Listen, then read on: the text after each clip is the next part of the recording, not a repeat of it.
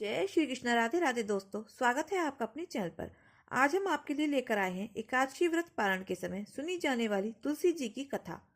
तो द्वादशी तिथि के दिन जब भी आप एकादशी व्रत का पारण करेंगे तो तुलसी जी की इस कथा को अवश्य सुने, तभी आपको एकादशी व्रत के पूर्ण फल की प्राप्ति होगी।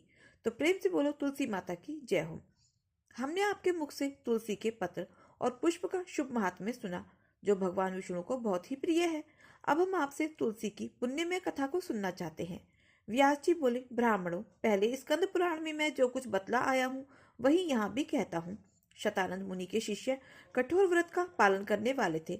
उन सब ने एक दिन अपने गुरु को प्रणाम करके परम पुण्य और हित की बात पूछी।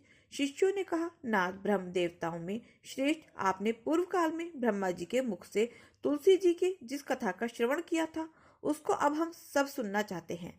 शतानंद जी बोले, शिष्यगण, तुलसी जी का नाम उच्चारण करने पर ही असुरों का दर्प दलन करने वाले भगवान श्री विष्णु प्रसन्न हो जाते हैं। मनुष्य के पाप नष्ट हो जाते हैं, उन्हें अक्षय पुण्य की प्राप्ति होती है, जिसके दर्शन मात्र से करोड़ों गोदान का फल प्राप्त होता है। उस तुलसी का पूजन और वंदन लोग क्यों न करें। कलयुग के संसार में वे मनुष्य धन्य हैं जिनके घर में शालिग्राम शिला का पूजन संपन्न करने के लिए प्रतिदिन तुलसी जी का वृक्ष भूतल पर लहलहाता रहता है। जो कलयुग में भगवान श्री केशव की पूजा के लिए पृथ्वी पर तुलसी का वृक्ष लगाते हैं, उन पर यदि यमराज अपने किंकरों सहित रुष्ट भी हो जाए तो वह भी उनका क्या कर सकते हैं। तुलसी, तुम अमृत से उत्पन्न हुई हो और केशव को सदा ही प्रिय हो। कल्याणी, मैं भगवान की पूजा के लिए तुम्हारे पत्तों को चुनता हूँ। तुम मेरे लिए वरदायिनी बनो। तुम्हारे श्री अंगों से उत्पन्न होने वाले पत्रों और मंजरियों द्वारा मैं सदा ही जिस प्रकार श्री हरि का पूजन कर सकूं, ऐसा उपाय करो। पवित्र अग्नि तुलसी, तुम कलिमल का नाश करने वाली हो। जिस भाव के मंत्रों से जो तुलसी दलों को चुनकर उनसे भगवान वासुदेव की पूजा करता है, उसकी पूजा का करोड़ों गुना फल प्राप्त होता है। देवेश्वरी, बड़े बड़े देवता भी तुम्हारे प्रभाव का गायन करते हैं। मुनि, सिद्ध, गंधर्व, पाताल निवासी, साक्षात नागराज, शेष, संपूर्ण देवता भी तुम्हारे प्रभाव को नहीं जानते। केवल भगवान विष्णु ही तुम्हारी महिमा को पूर्ण रूप से जानते हैं। जिस समय क्षीर समुद्र मंथन का उद्योग प्रारंभ हुआ था, उस समय श्री विष्णु का आनंद अंश से तुम्हारा प्रादुर्भाव हुआ था। पूर्व काल में श्री हरि ने तुम्हें अपने मस्तक पर धारण किया था। देवी, उस समय श्री विष्णु के शीर का संपर्क पाकर तुम पवित्र हो गई। तुलसी, मैं तुम्हें प्रणाम करती हूँ। तुम्हारे श्री अंग से उत्पन्न पत्रों द्वारा जिस प्रकार श्री हरि का पूजन कर सकूं, ऐसी कृपा करो जिससे मैं निर्विघ्नता पूर्वक परम गति को प्राप्त हो सकूं। साक्षात श्री कृष्ण ने तुम्हें गोमती तट पर लगाया और बढ़ाया था। वृंदावन में भी विचरते समय उन्होंने संपूर्ण जगत और गोपियों के हित के लिए तुलसी का सेवन किया। जगत प्रिया तुलसी, पूर्व काल में वशिष्ठ जी के कथन अनुसार श्री रामचंद्र जी ने राक्षसों का वध करने के लिए उद्देश्य से सरयू के तट पर तुम्हें लगाया। तुलसी देवी, मैं तुम्हें प्रणाम करती हूँ। श्री रामचंद्र जी से वियोग हो जाने पर अशोक वाटिका में रहते हुए जनक किशोरी सीता ने तुम्हारा ही ध्यान किया था, जिससे उन्हें पुनः अपने प्रियतम का समागम प्राप्त हुआ। पूर्व काल में हिमालय पर्वत पर भगवान शंकर की प्राप्ति के लिए पार्वती देवी ने तुम्हें लगाया और अपनी अभिष्ट सिद्धि के लिए तुम्हारा सेवन किया। तुलसी देवी, मैं तुम्हें नमन करती हूँ। संपूर्ण देवांगनाओं और किन्नरों ने भी दुस्वप्न का नाश करने के लिए नंदन वन में तुम्हारा सेवन किया था। देवी, तुम्हें मेरा नमस्कार है। धर्म अरण्य में साक्षात पितरों ने तुलसी का सेवन किया। दंडक अरण्य में भगवान श्री रामचंद्र जी ने अपने ही साधन की इच्छा से परम पवित्र तुलसी का वृक्ष लगाया।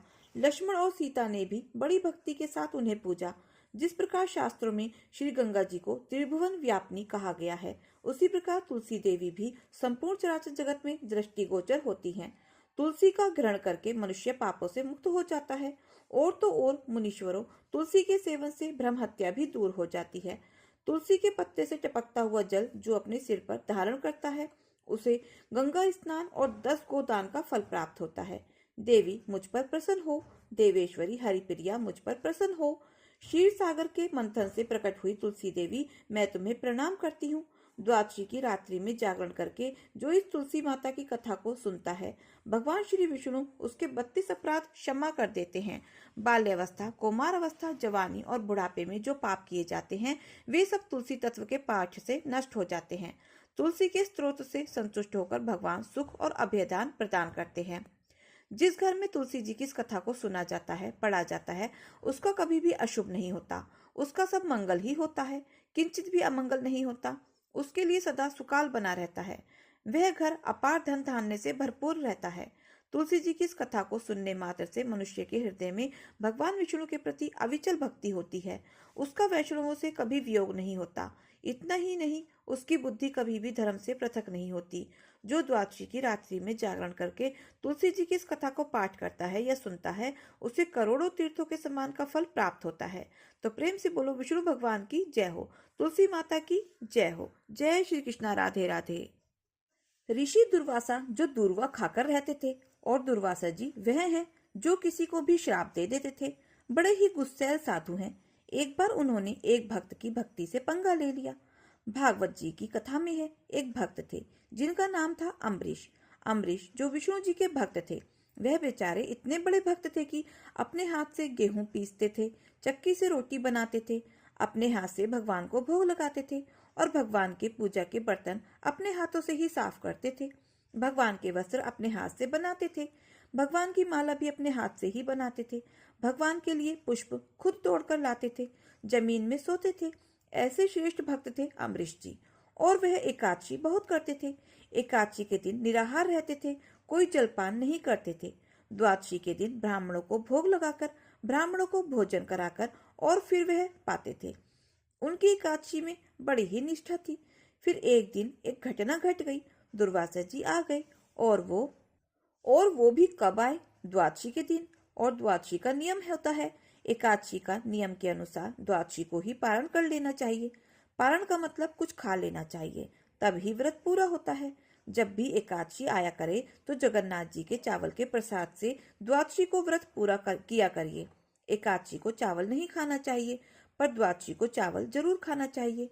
और कौन सा चावल? इस धरती में सबसे श्रेष्ठ चावल क्या हो सकता है?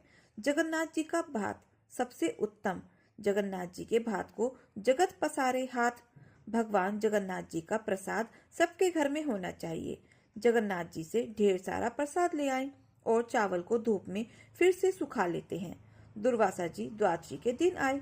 उस समय अम्बरीश ब्राह्मणों को भोजन करा रहे थे और त्रयोदशी लगने वाली थी, मतलब तिथि बदलने वाली थी। अब तिथि बदलने से पहले आपको पारण करना पड़ता है। जब दुर्वासा जी आए तो अम्बरीश जी ने कहा, महाराज आप भी पधारो। दुर्वासा जी बोले, मैं नहा धोकर आता हूँ। तो उन्हें नहाने में जरा सी देर हो गई और अम्बरीश जी की तिथि निकली जा रही थी। अब तो अगर घर में साधु भूखा हो तो कुछ खा तो सकते नहीं, तो उन्होंने भगवान का चरण अमृत पीकर अपने व्रत को पारण कर लिया।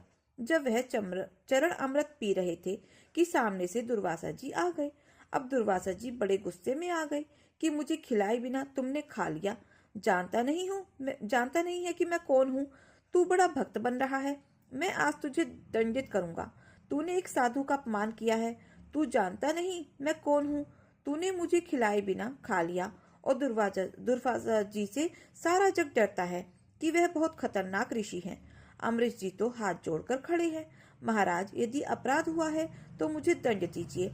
और अम्बरीश जी ऐसे भक्त थे कि जब वह अपने हाथ से गेहूं पीसा करते थे तो बगल में भगवान बैठकर अपने पीताम्बर से उनको हवा किया करते थे।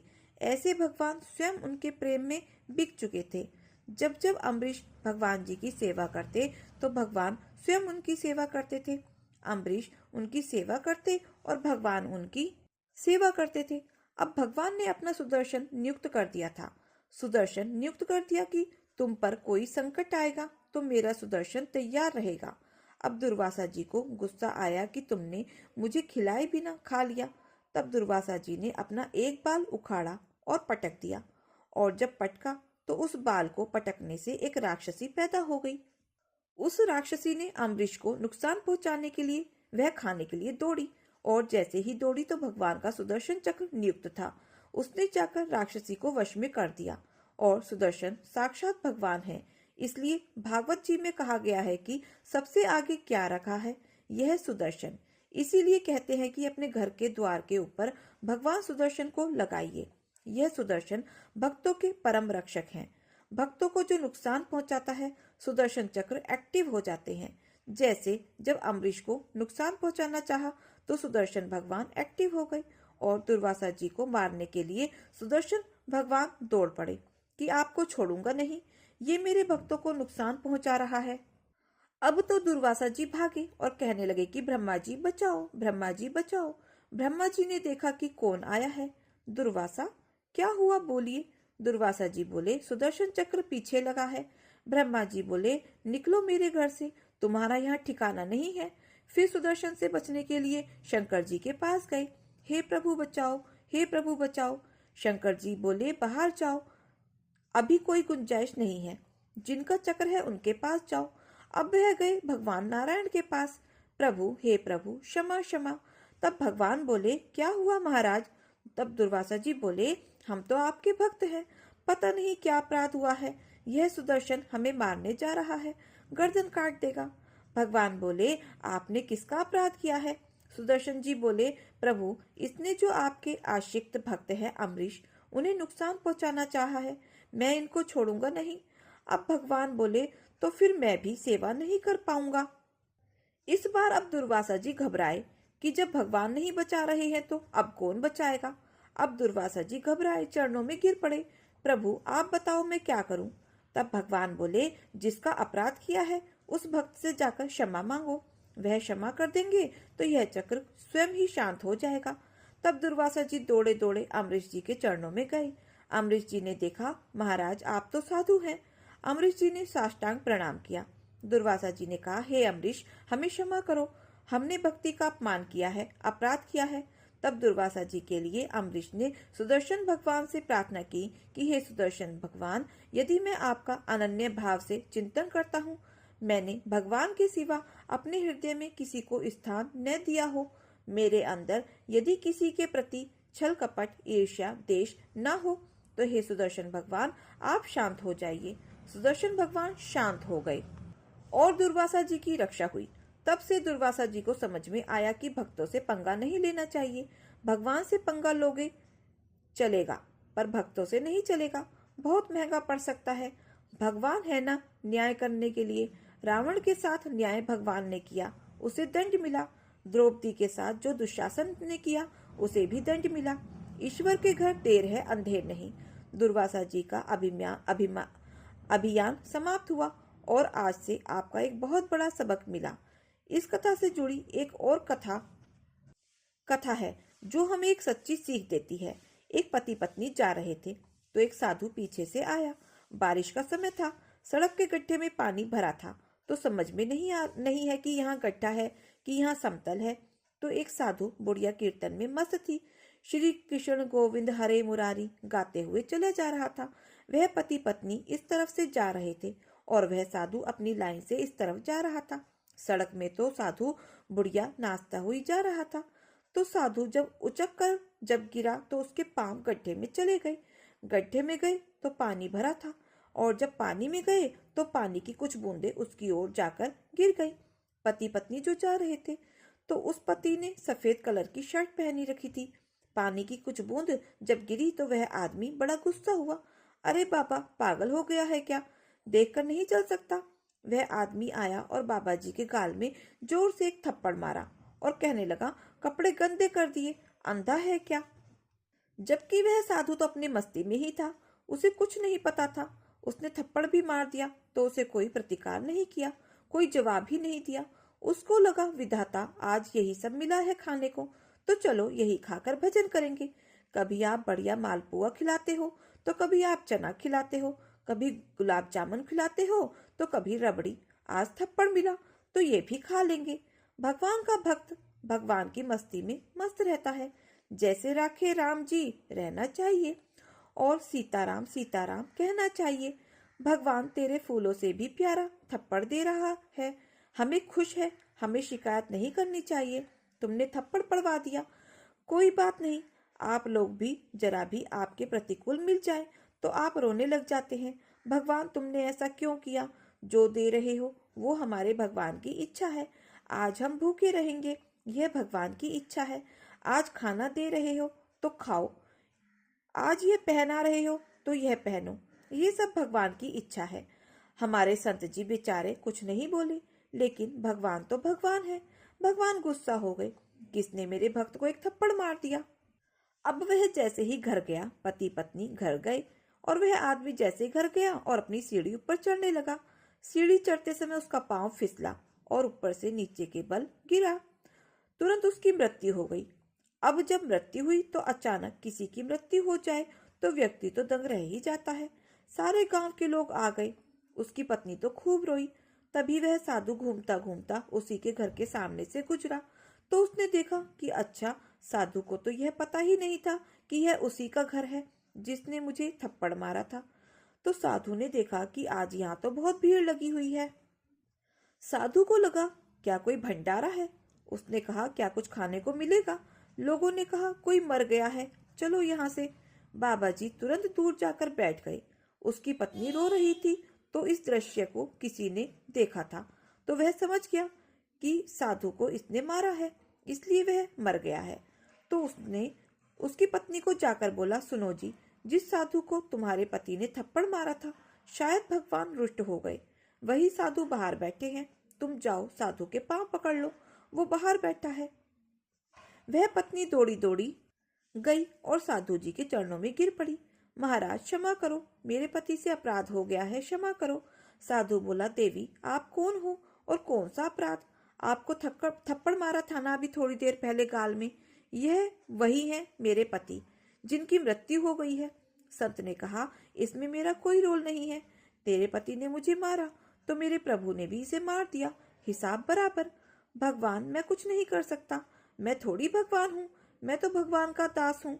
यह ईश्वर का विधान है। उसने थप्पड़ मारा तो मैं दुखी नहीं हुआ और यह मर गया, उसका दंड पाकर तो मैं खुश नहीं हूँ। यह ईश्वर का विधान है, इसमें मेरा कोई हाथ नहीं है। इसका मतलब न्याय करने वाले कौन है? इसलिए जो हो रहा है वह हमारी और आपकी मर्जी से नहीं, भगवान की मर्जी से ही हो रहा है। तो प्रेम से बोलो विष्णु भगवान की जय हो। जय श्री कृष्णा, राधे राधे। तुलसी माता की जय हो। एक गांव में एक बुढ़िया माई अपने बेटे और बहू के साथ रहती थी। बुढ़िया माई का नाम सुखवती था। बुढ़िया माई के एक पोते और पोती भी थे। सुखवती के परिवार में सब हंसी खुशी रह रहे थे और उनके अच्छे समय से अच्छा समय बीत रहा था, क्योंकि बुढ़िया माई बड़े ही नियम कर्म वाली थी और वह हमेशा एकादशी का व्रत रखती थी और तुलसी जी का नित्य पूजन करती थी। वह तुलसी जी को नित्य जल देती थी। वह सुबह उठती, तालाब पर जाती, स्नान करती और तुलसी जी की पूजा करती थी। तुलसी जी को प्रणाम करती और तुलसी जी के नीचे दीपक जलाती थी। तुलसी जी के नियम से आरती भी करती थी। ऐसे ही बुढ़िया माई के दिन बीत रहे थे। सुखवती की जो सखियां थी वह भी सुखवती के पास बैठकर कथा कहानी सुनती थी और अपना ज्ञान बढ़ाती थी। एक बार की बात है, सुखवती अपनी सखियों के साथ बैठी हुई थी। उसकी हम उम्र की सहेलियां भी बैठी हुई थी, जो कि संख्या में 7-8 थी। सारे शाम के समय आपस में बातें कर रही थी। तब उनमें से एक बुढ़िया माई से कहने लगी कि सुखवती सखी, हम सोच रहे हैं कि क्यों ना हम लोग द्वारकाधीश चले। द्वारकाधीश की यात्रा करने का बड़ा मन हो रहा है। तो उनमें जितनी भी औरतें बैठी थी जो कि सुखवती की सखी थी, सब कहने लगी, अरे यह तो बहुत अच्छी बात है, हमें अपने जीवन में द्वारकाधीश के दर्शन जरूर करने चाहिए, इसलिए चलो अब की बार हम सभी द्वारकाधीश चलते हैं। जब सब सखियां पूछने लगी कि बुढ़िया माई तुम भी बताओ, क्या तुम साथ चलोगी द्वारकाधीश? उन सखियों में कुछ कम उम्र की भी थी जो बुढ़िया को माई कहकर बुलाती थी। बुढ़िया माई का द्वारकाधीश की यात्रा करने का बड़ा मन हुआ, इसीलिए बुढ़िया माई कहने लगी, सखियों पहले मैं अपने बेटे से पूछूंगी और तब मैं आप लोगों को बताऊंगी। बुढ़िया माई घर आ गई। बुढ़िया माई का जो बेटा था वह अपनी नौकरी करता था। जब वह शाम को घर आया तो बुढ़िया माई के जो पोते पोतियां थे वे बुढ़िया माई के लिए खाना लेकर गए। तो बुढ़िया माई ने खाना खाने से इनकार कर दिया और कह दिया कि आज मेरा मन नहीं है। उधर जब बुढ़िया माई का बेटा खाना खाने लगा तो उसने अपनी पत्नी से पूछा कि क्या मेरी माँ ने खाना खा लिया है? तब उसकी पत्नी कहने लगी, देखो जी, आपकी माँ ने आज खाना वापस भिजवा दिया है, और कहने लगी कि मेरा खाने का मन नहीं है। यह सुनते ही बुढ़िया माई का बेटा, जिसका नाम मुरली था, वह अपनी माँ के पास गया और जाकर कहने लगा, माँ क्या बात है, आज तुमने खाना क्यों नहीं खाया है? तब बुढ़िया माई कहने लगी, बेटा आज मेरा मन नहीं है। तब बेटा बोला, क्या माँ, आपकी कहीं तबीयत तो खराब नहीं है? अगर कोई परेशानी है तो मुझे बताओ, मैं अभी वैद्य जी के पास जाकर आपकी दवाई लेकर आता हूँ। नहीं तो आपको वैद्य जी के पास लेकर चलता हूँ। तब बुढ़िया माई कहने लगी, नहीं बेटा, मुझे कोई परेशानी नहीं है, बस मेरा मन द्वारकाधीश की यात्रा करने का कर रहा है। तब बेटा बोला, माँ खुलकर बताओ क्या बात है। तब बुढ़िया माई ने शाम को हुई अपनी सखियों के बीच की सारी बातें अपने बेटे को बता दी कि बेटा, मेरी 8-10 सखियां द्वारकाधीश की यात्रा पर जा रही हैं और मेरा भी बड़ा मन कर रहा है कि मैं भी द्वारकाधीश की यात्रा पर जाऊं। इतनी बात सुनकर बेटा बोला, माँ तो इसमें कोई बात नहीं, इसमें इतना सोचने वाली क्या बात है, मैं तुम्हारा यात्रा पर जाने का सारा प्रबंध कर देता हूँ, तुम यात्रा पर चली जाओ। तो बुढ़िया माई बेटे के मुंह से यह सुनकर बड़ी ही खुश हो गई और वह अपने द्वारकाधीश का ध्यान करने लगी और कहने लगी कि बेटा, पर मेरी एक और चिंता है। तब बेटा बोला, माँ बताओ क्या बात है। और माँ बोली, बेटा, अगर मैं द्वारकाधीश की यात्रा के लिए जाऊंगी तो कम से कम 4-5 दिन तो लग ही जाएंगे, और फिर उसके बाद जो मेरी आंगन में तुलसी रखी है उसे कौन सींचेगा, उसकी कौन पूजा पाठ करेगा और कौन उसकी आरती करेगा। गणेश भगवान की जय हो। एक छोटा सा लड़का था, कोई काम नहीं करता था। उसकी माँ उसको हमेशा डांटती थी कि बेटा कोई तो काम कर लिया करो, लेकिन वो तो गणेश जी का ही नाम सुमरता रहता था, कोई काम नहीं करता था। एक दिन माँ ने उसको घर से निकाल दिया कि अब जा, कुछ तो काम करके आ। वह गणेश जी का नाम लेकर चला गया। वह चलते चलते दूर जंगल में निकल गया और गणेश जी को ही भजता रहा। गणेश जी ने सोचा, यह तो मेरे नाम से घर से निकल गया, दूर आगे तो बहुत घना जंगल है, यह कहाँ जाएगा। यह सोचकर गणेश जी प्रकट हो गए और लड़के से पूछा कि तू कहाँ जा रहा है। लड़के ने कहा, मैं गणेश जी से मिलने जा रहा हूँ। तब गणेश जी बोले कि मैं ही गणेश जी हूँ। लड़के ने कहा कि मैं कैसे समझूं कि आप ही गणेश जी हो। तब गणेश जी ने कहा, तू मांग कर तो देख। तो लड़के ने कहा कि जो मैं मांगूंगा आप वो दे देंगे क्या। गणेश जी ने कहा, हाँ दे दूंगा, लेकिन मांगना ऐसा कि एक बार ही में ही मांग लेना, बार बार नहीं दूंगा। अब लड़का बोला कि ठीक है, सोचने दो। फिर लड़के ने सोचकर मांगा, ढोलू हींग राज को, पूछो गज राज को, दाल भात गेवा का फल का, ऊपर ढक सो खांड को, पुरसन वाली ऐसी मांगू, जानू फूल गुलाब को। विनायक जी बोले, तूने तो बहुत सारा मांग लिया, जा तेरे ऐसा ही हो जाएगा, जा तू अब घर चला जा।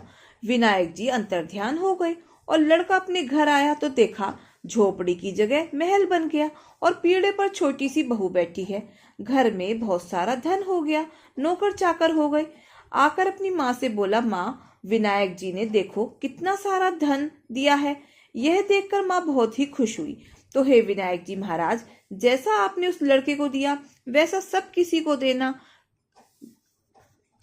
तो प्रेम से बोलो गणेश भगवान की जय हो। दोस्तों, अगर आपको हमारी कथा कहानी अच्छी लगी हो तो प्लीज प्लीज वीडियो को लाइक शेयर और सब्सक्राइब अवश्य करें, अपना प्यार और सहयोग दें। मिलते हैं फिर ऐसे ही नई कथा कहानियों के साथ। धन्यवाद।